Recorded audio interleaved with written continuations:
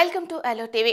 Deputy CM Pawan Kalyan AP assembly ఎన్నికల్లో గెలవడం late అయినా కొత్త రికార్డును క్రియేట్ చేశారు. మొత్తానికి ఆంధ్రప్రదేశ్ రాజకీయాల్లో ఒక్కసారిగా సంచలనమయ్యారు. కూటమిగా జతకట్టి తిరుగులేని విజయం సాధించిన పవన్ చివరకు చంద్రబాబు ప్రభుత్వంలో డిప్యూటీ సీఎం అయ్యారు. డిప్యూటీ సీఎంగా బాధ్యతలు స్వీకరించిన నాటి నుంచి తనకు కేటాయించిన శాఖలపై రివ్యూలు చేస్తూ అధికారులకు, జన సైనికులకు సూచనలు, సలహాలు ఇస్తూ ముందుకు సాగుతున్నారు. తన దృష్టికి వచ్చిన తీవ్రత ఉన్న సమస్యలను వెంటనే పరిష్కరిస్తూ తన మార్కు చూపిస్తున్నారు.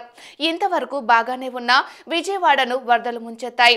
డిప్యూటీ సీఎం హోదాలో పవన్ కళ్యాణ్ ఎక్కడా కనిపించడం లేదంటూ వైసీపీ నేతలు విమర్శలు చేస్తున్నారు. నిరాశ్రయులను ఆదుకోవడంలో ప్రభుత్వం విఫలమైందని ఆరోపిస్తున్నారు. ప్రజలు అంతలా ఇబ్బందులు పడుతుంటే పవన్ కళ్యాణ్ కనీసం పరామర్శించేందుకు సైతం వెళ్లడం లేదని వ్యాఖ్యలు చేస్తున్నారు. అయితే ఆ వ్యాఖ్యలు విన్న పవన్ కళ్యాణ్ వైసీపీ నేతలకు బహిరంగంగా సవాలు చేశారు. తాను లైవ్ లో లేకున్నా తన తరపున సహాయక చర్యలు కొనసాగిస్తున్నానని చెప్పుకొచ్చారు.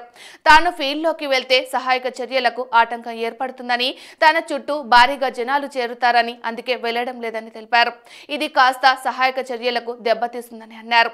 దానికి మరింత కన్క్లూజన్ ఇస్తూ తాను ఎందుకు ఫీల్డ్ లో లేనో, తన వెంట ఎవరైనా వైసీపీ నేత వస్తే చూపిస్తానన్నారు. తన సొంత కాన్వాయ్లోనే ఆ నేతలను తీసుకెళ్లి పరిస్థితిని చూపిస్తానని చెప్పారు. తాను బయటకు వెళ్లే సమయంలో చెప్తానని, తనతో పాటు ఏ వైసీపీ కార్యకర్త అయినా రావచ్చని, బయటకు వస్తే పరిస్థితి ఎలా ఉంటుందో లైవ్ గా చూపిస్తానని హితవు పలికారు. తనను ప్రశ్నిస్తున్న నాయకులకు అప్పుడు అర్థం అవుతుందని సూచించారు. అయితే పవన్ వ్యాఖ్యలకు వైసీపీ నేతలు, సోషల్ మీడియా వింగ్ కౌంటర్ ఇస్తున్నాయి. పవన్ కళ్యాణ్ తనను తాను ఎక్కువగా ఊహించుకుంటున్నారని, అంత ప్రభావం చూపే శక్తి లేదని సెటైర్లు వేస్తున్నారు. మొత్తానికి విజయవాడ నగరం వరదల్లో అల్లాడుతుంటే పవన్ కళ్యాణ్, వైసీపీల మధ్య ఈ మాటల యుద్ధం వేడిని రాజేస్తుంది.